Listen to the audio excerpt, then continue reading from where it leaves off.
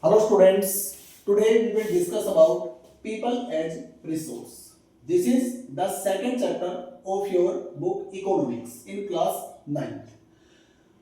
Generally, I found that most of the students are confused about the capital.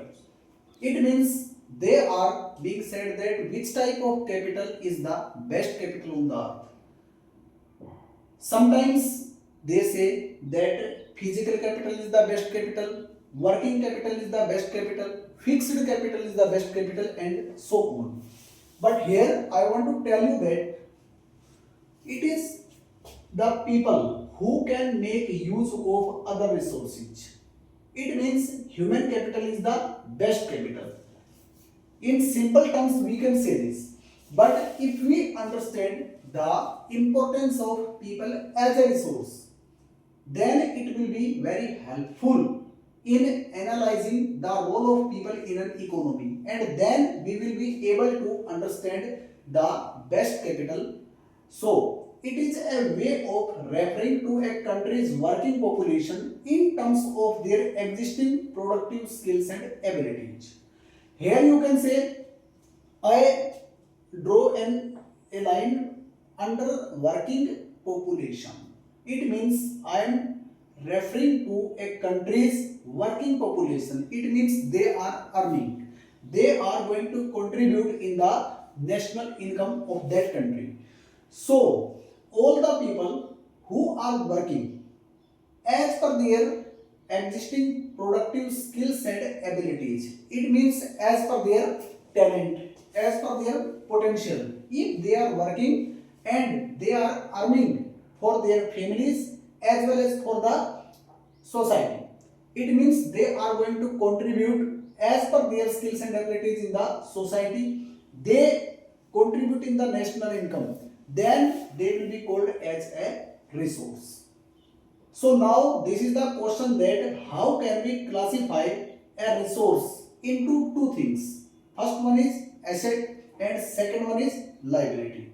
It means if we invest on people or the individual through education, training or medical care, then it will give a positive result in future.